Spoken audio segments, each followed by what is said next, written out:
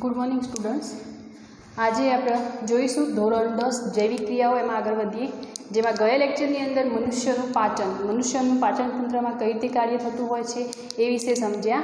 हवे आपणे जोईशुं श्वसन। तो श्वसननी अंदर कई रीते कार्य थतुं होय छे, श्वसन कई रीते थतुं होय छे, कया कया अंगोमां क्यांथी क्यां सुधी पहोंचतुं होय छे ए क्रिया आपणे समजीशुं। हवे ए पहेला आपणे श्वसन मनुष्यनुं श्वसन तंत्र आपणे समजवानुं छे। ए पहेला आपणे गया लेक्चरनी अंदर जोयुं के पाचन तंत्र। तो खोराक ज्यारे पाचित होय एटले के पाचित खोराक जे छे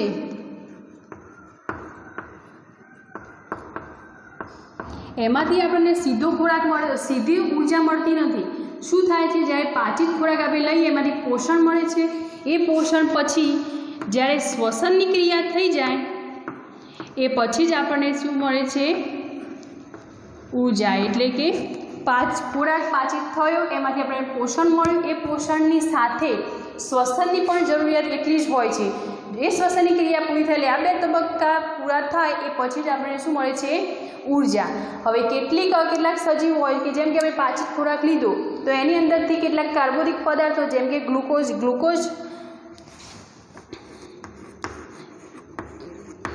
મળે છે। આ થયો પાચિત ખોરાક। ગ્લુકોઝનું અણુસૂત્ર શું છે?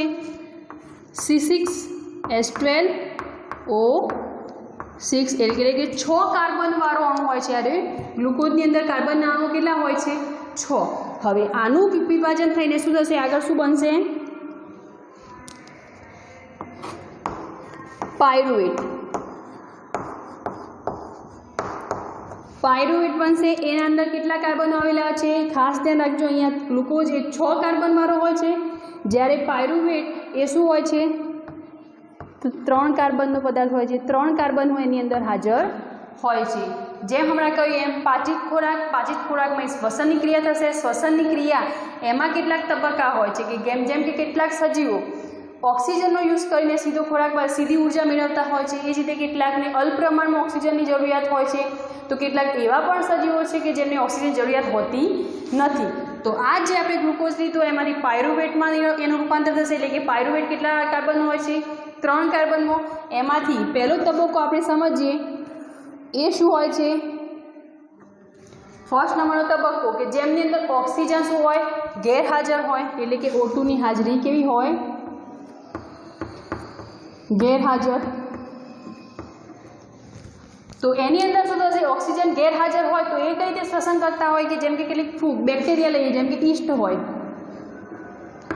ઈસ્ટને ઓક્સિજનની જરૂરિયાત હોતી નથી, એટલે કે ઓક્સિજન ગેરહાજર હોય છે।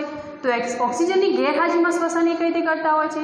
તો એ હવામાં રહેલો સીધો, તો ઓક્સિજનની ગેરહાજર પહેલાં તો ગ્લુકોઝમાંથી પાયરુવેટની તો ઓક્સિજન વગર જ્યારે થશે ત્યારે શું થશે? પહેલાં તો ઇથેનોલ બનાવશે,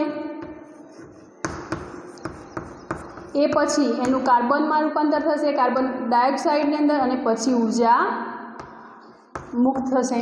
શું થશે? પહેલાં તો ગ્લુકોઝ જે પાચિત ખોરાક છે, કાર્બોદિક પદાર્થ છે, એને આપણે ગ્લુકોઝ C6H12O6 જેનું અણુસૂત્ર છે એમાંથી શેમાં રૂપાંતર થવાનું? એનું પાયરુવેટમાં, અને પાયરુવેટમાંથી ઉર્જા કઈ રીતે મુક્ત થશે? તો ઓક્સિજનની ગેરહાજરીમાં, જેમ કે ઉદાહરણ તરીકે ઈસ્ટ લીધો, ઈસ્ટ કઈ રીતે કાર્ય કરશે કે ઇથેનોલ બનાવશે પહેલાં, પછી એમાં કાર્બન ડાયોક્સાઇડ, અને એ પછી ઉર્જાનું નિર્માણ થશે, એટલે કે ઉર્જા મુક્ત કરશે। તો ઓક્સિજન વગર અહીંયા ખાસ યાદ રાખજો કે અહીંયા શું છે? ઓક્સિજનની ગેરહાજરી। તો ઓક્સિજનની ગેરહાજરી હોય તો આપણે એને શું કહીએ છીએ? O2 ની ગેરહાજરી। O2 ની ગેરહાજરી હોય તો એ શ્વસન કેવું થઈ ગયું? એ શ્વસન અજારક શ્વસન કહેવાશે।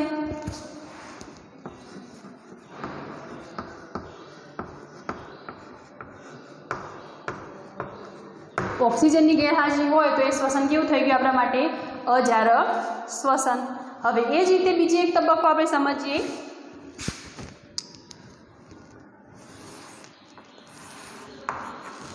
ઓક્સિજનની ગેરહાજરી જેમ કહીએ તે જો ઓક્સિજનનો ઉપયોગ કરીને કરતા હોય જ્યારે શ્વસનની ક્રિયા, તો O2 હાજર હોય તો આ પ્રક્રિયા ક્યાં થશે? કણાભ સૂત્ર, જેમ કે આપણે પોતે લઈ લઈએ। કણાભ સૂત્રની અંદર આ પ્રક્રિયા થશે। ગ્લુકોઝ પાયરુવેટ 3 કાર્બન વાળો, તો આ પ્રક્રિયા કણાભ સૂત્રની અંદર થશે, ત્યાંથી ઉર્જા મુક્ત થશે। હવે જ્યારે O2 ની હાજરીમાં ઓક્સિજનની હાજરીમાં જ્યારે શ્વસન થતું હોય ત્યારે પહેલાં શું બનશે? એની અંદર નિર્માણ થશે પહેલાં પાણીનું અને પછી મળશે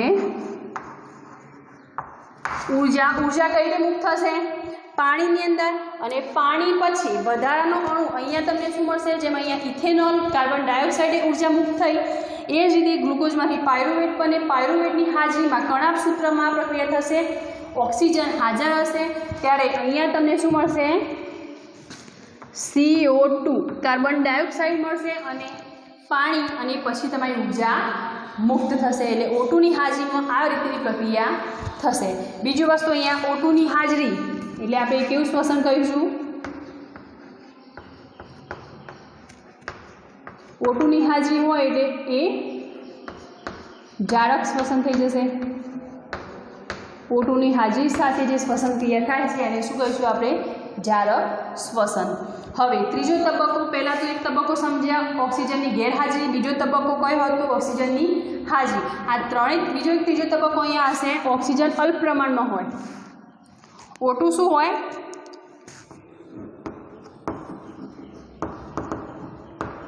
અલ્પ પ્રમાણ. આ ત્રણ જે તબક્કા આપણે ભણવા છે, ત્રણ તબક્કામાં પહેલી જે ક્રિયાઓ તે બધામાં સેમ હશે. ગ્લુકોઝમાંથી પાયરુવેટમાં નિર્માણ થયા પછી ઓક્સિજનની હાજરી, ગેરહાજરી અને અલ્પ પ્રમાણમાં જ્યારે ઓક્સિજન એનો યુઝ કરીને ઊર્જા અલગ અલગ રીતે મુક્ત થશે. તો O2 અલ્પ પ્રમાણમાં હોય, ઓક્સિજનની હાજરી ઓછી હોય, આવી ક્યાં હોય? સ્નાયુ પેશીની અંદર. આ પ્રક્રિયા આપણે ક્યાં થતી હોય? સ્નાયુ પેશીની અંદર, કે જ્યાં ઓક્સિજન પૂરે પહોંચી શકતો ન હોય. તો આ પ્રક્રિયા સ્નાયુ પેશીમાં થશે. અને જ્યારે ઓક્સિજન અલ્પ પ્રમાણમાં હોય ત્યારે ઊર્જા કઈ રીતે મુક્ત થવાની? તો એનું પહેલાં લેક્ટિક એસિડમાં રૂપાંતર થશે. લેક્ટિક એસિડમાં રૂપાંતર થયા પછી એમાંથી ઊર્જા મુક્ત થઈ જશે. ફરીવાર સમજીએ આખો તબક્કો. પહેલાં તો શ્વસનની ક્રિયા કેમ જરૂરિયાત છે? તો જ્યારે આપણે પાચિત ખોરાક મેળવ્યો એ પાચિત ખોરાકની અંદર ઊર્જા ડાયરેક્ટ મુક્ત થતી નથી. એમાં એક વચ્ચેનો તબક્કો છે શ્વસન. પાચિત ખોરાકની અંદર જ્યારે શ્વસનની ક્રિયા મિક્સ થશે એટલે આ બંને તબક્કાઓ નીકળ્યા પછી આપણને ઊર્જા મળે છે. તો ઊર્જા પાચિત ખોરાક જ્યારે થયો એમાંથી કાર્બોદિત પદાર્થો મળ્યા. કાર્બોદિત પદાર્થ એટલે કે ગ્લુકોઝ કેટલા અણુ છે? 6 કાર્બનવાળો અણુ છે. કાર્બનના અણુ 6 છે. એનું અણુસૂત્ર શું છે? C6H12O6. એ ગ્લુકોઝનું રૂપાંતર શેમાં થશે? પાયરુવેટની અંદર. પાયરુવેટ એ કેટલા કાર્બનવાળો અણુ છે? 3 કાર્બનવાળો અણુ છે. અને એ પાયરુવેટની અંદર ઓક્સિજનની હાજરી, ઓક્સિજનની ગેરહાજરી અને ઓક્સિજન અલ્પ પ્રમાણમાં હોય એ રીતે શ્વસનની ક્રિયા અલગ અલગ સજીવો અલગ અલગ રીતે કરતા હોય છે. તો 3 પાયરુવેટની અંદર 3 કાર્બન એનો પહેલો તબક્કો છે ઓક્સિજનની ગેરહાજરી. તો ઓક્સિજન જ્યારે હાજર ન હોય, જેમ કે ઉદાહરણ તરીકે ઈસ્ટ લીધી, તો ઈસ્ટની અંદર કઈ રીતનું પાછળ શ્વસન ક્રિયા થશે? તો પહેલાં તો ઇથેનોલનું નિર્માણ કરશે ઓક્સિજનની ગેરહાજરીમાં. એ પછી CO2 એટલે કાર્બન ડાયોક્સાઇડ છૂટું પડશે અને એ પછી ઊર્જાનું નિર્માણ થશે. એટલે અજારક O2 ગેરહાજર એટલે કે એને કેવું શ્વસન ક્રિયા કહીશું? અજારક શ્વસન. હવે એ જ રીતે O2 હાજર, તો આ ક્રિયા ક્યાં થશે? કણાભ સૂત્રની અંદર. તો પાયરુવેટમાં 3 કાર્બનો છે એનું વિભાજન થઈ અને શું બનશે? એકલું કાર્બન ડાયોક્સાઇડ અને પાણી, અને પછી ઊર્જાનું રૂપાંતર થશે. એટલે પછી ઊર્જા એમાંથી મુક્ત થવાની. તો ત્રીજો તબક્કો એ કે ઓક્સિજન અલ્પ પ્રમાણમાં હોય, ઓક્સિજન બહુ ઓછો મળતો હોય, તો એવા ટાઈમ એ સ્નાયુ પેશીની અંદર આ પ્રક્રિયા થવાની. કે ઘણીવાર તમે ઓક્સિજન ઓછા, ઘણીવાર તમને સ્નાયુનો દુખાવો થતો હોય છે. એનું કારણ શું હોય છે? કે કે ઓક્સિજન એમાં ઓછા પ્રમાણમાં આપણે મળ્યો હોય. તો એવા ટાઈમ કઈ રીતે ઊર્જા મુક્ત થશે? તો પહેલાં તો એનું લેક્ટિક એસિડમાં રૂપાંતર થશે અને પછી ઊર્જા મુક્ત થશે. હવે આ જે ઊર્જા આખી તમને મળી,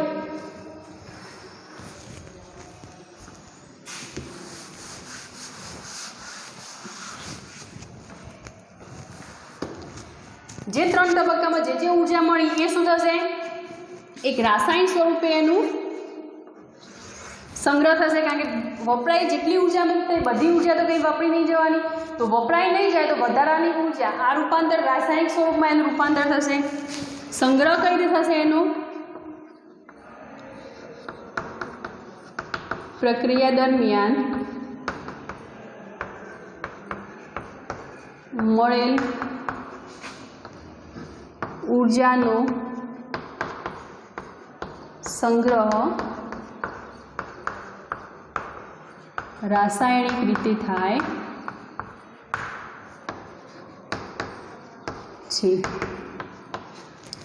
આ સંગ્રહ જે ઉર્જા મુક્ત થઈ એનો સંગ્રહ રાસાયણિક રીતે થતો હોય છે કે રાસાયણિક રીતે અંદર સંગ્રહ થતો હોય છે અને એ કઈ ટીમ અપાતી હોય છે એટીપીની અંદર।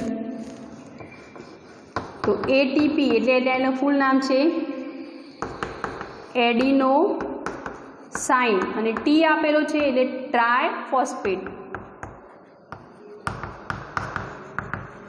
એડિનોસાઇન ટ્રાયફોસ્ફેટ એ સ્વરૂપે ઉર્જા અંદર ભેગી થતી હોય છે અને એ ભેગી થયેલી કેટલીક જૈવિક ક્રિયાઓ જ્યારે થતી હોય, જ્યારે કોષોને કોઈપણ ઉર્જાની જરૂરિયાત ઊભી થાય ત્યારે આ સ્વરૂપે ઉર્જા એમાંથી મુક્ત થાય છે। ઉર્જાનો એક એકમ છે જેને આપણે શું કહીએ છીએ એટીપી, એડિનોસાઇન ટ્રાયફોસ્ફેટ। તો આ થઈ ગયું શ્વસનના તબક્કા જે આપણે સમજાયા કે ઓક્સિજનની હાજરી, ઓક્સિજનની ગેરહાજરી અને ઓક્સિજન અલ્પ પ્રમાણમાં હોય ત્યારે શ્વસનની ક્રિયા કઈ રીતે થતી હોય છે। હવે આપણે જોઈશું મનુષ્યની અંદર શ્વસનની ક્રિયા કઈ રીતે થતી હોય છે। જોઈએ આપણે મનુષ્યમાં શ્વસન ક્રિયા।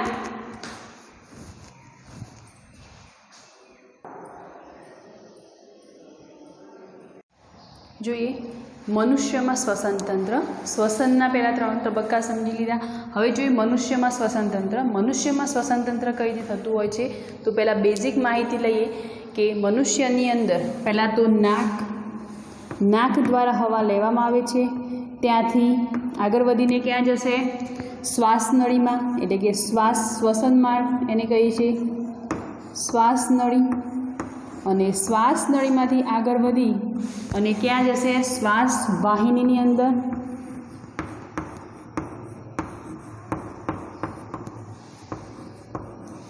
ત્યાંથી આગળ વધશે જશે ફેફસામાં અને પછી લાસ્ટમાં આવશે વાયુ કોષ્ઠો। તો આ રીતે આખો માર્ગ હોય છે શ્વસનનો।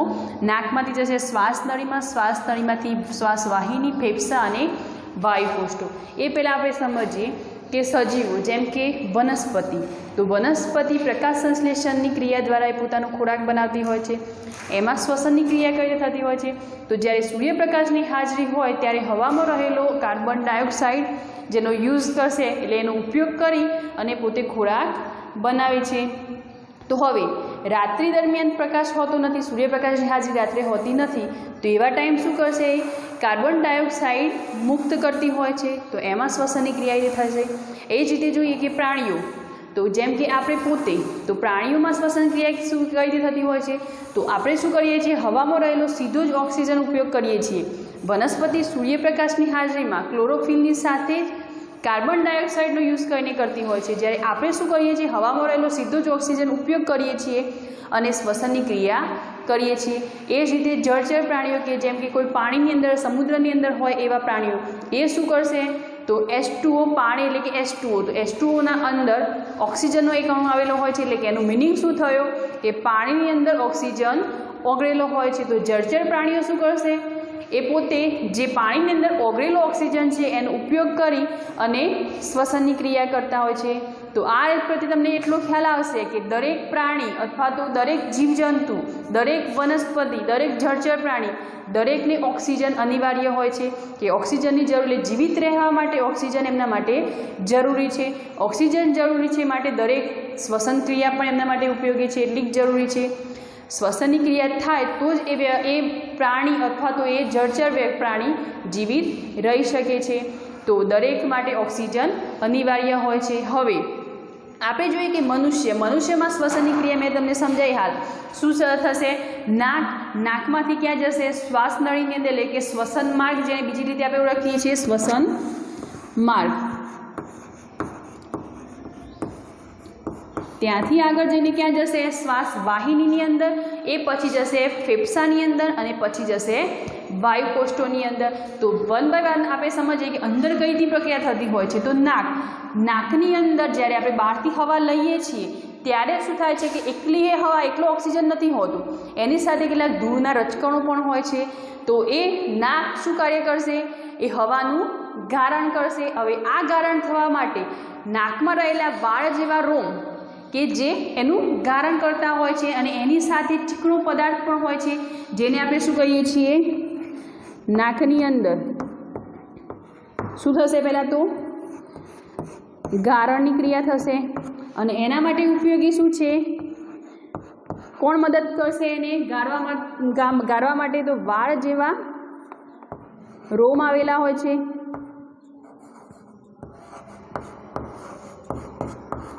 અને એ જ રીતે બીજો શ્લેષ્મ. આપણે જોયું હતું આગળ મનુષ્યની પાચન તંત્રની અંદર જઠરની દિવાલમાં આવેલો છે ચીકણો પદાર્થ, જે શું કરે છે? જઠરની દિવાલનું રક્ષણ કરે છે. હવે એ જ રીતે નાકની અંદર પણ એ ચીકણો પદાર્થ આવેલો છે જેને આપણે શ્લેષ્મ કહીએ છીએ અને એ શું કરશે? આ ગારણની પ્રક્રિયામાં એને મદદ કરશે. એટલે કે દૂરના જે રજકણો છે એ નાકની અંદર જ ફસાઈ જશે, એટલે કે શ્વાસ નળીમાં આગળ જવા દેશે નહીં. શ્વાસ નળીમાં શું જશે?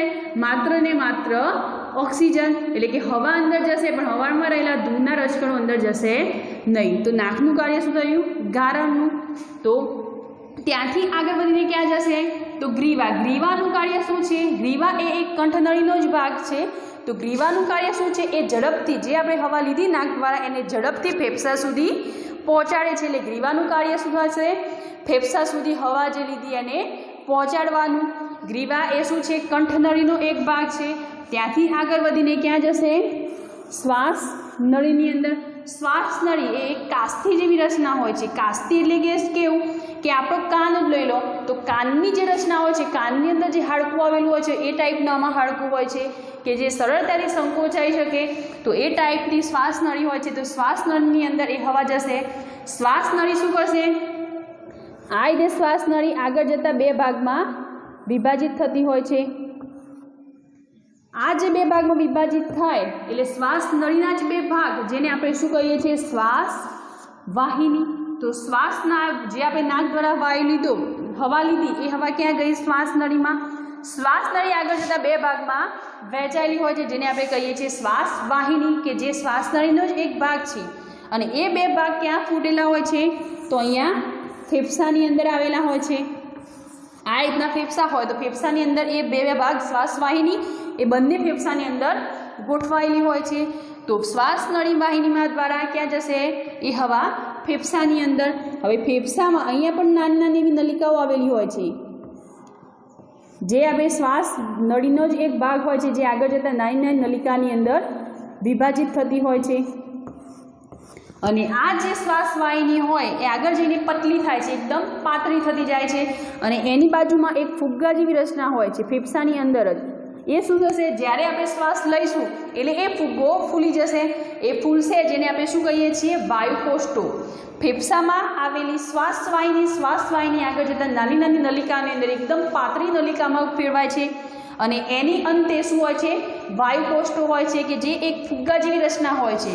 શ્વાસ વાહિની ત્યાંથી જશે ફેફસાની અંદર અને ફેફસામાં આગળ જઈ અને ક્યાં જશે? હવા વાયુ કોષ્ઠોની અંદર. તો વાયુ કોષ્ઠો એ કેવી રચના ધરાવે છે? ફુગ્ગા જેવી, જે હવા લેતા ફૂલી જશે.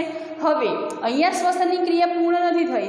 વાયુ કોષ્ઠો આપણે શ્વસન તો કર્યું, પણ દરેક અંગે અંગ સુધી, દરેક કોષે કોષ સુધી એની ઓક્સિજનની જરૂરિયાત હોય છે. તો વાયુ કોષ્ઠોથી જે હવા ફૂલ્યો, અહીંયા ફુગ્ગો ફૂલ્યો, ત્યાં શું થશે?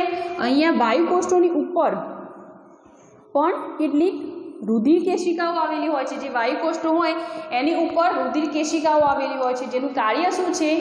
કે જે વાયુ કોષ્ઠોમાં હવા ભરાઈ એ રુધિર કેશિકાઓ જે હોય છે એના ઉપર ઠલવી દે છે. એટલે કે એકબીજાને ટચ હોય છે, એટલે એ એમાંથી ટ્રાન્સફર થઈને ક્યાં જતું રહેશે? રુધિર કેશિકાઓની અંદર. રુધિર કેશિકાઓ કે જે રુધિર ફરતું હોય તેની સાથે એ શું કરશે? ફરે જશે.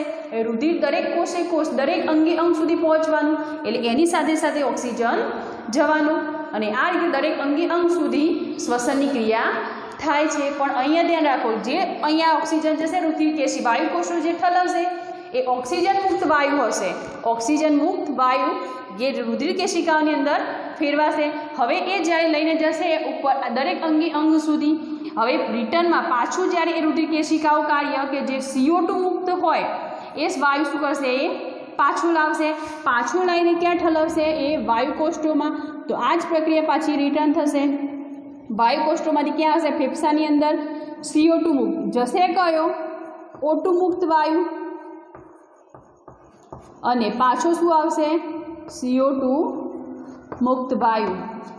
પછી વાયુકોષ્ઠોમાં રુધિર કેશિકાઓ પાછો ઠલવશે CO2 વાયુકોષ્ઠોમાં આવશે, વાયુકોષ્ઠોમાંથી ફેફસામાં આવશે, ફેફસામાંથી જશે શ્વાસવાહિનીમાં અને શ્વાસવાહિનીમાંથી ક્યાં જશે શ્વાસ નળીમાં અને ત્યાંથી નાક મારફતે આપણે એને ઉત્સર્જન કરીશું એટલે કે CO2 બહાર નીકળીશું। તો આ આખી પ્રક્રિયા શ્વસનની આપણી અંદર થતી હોય છે।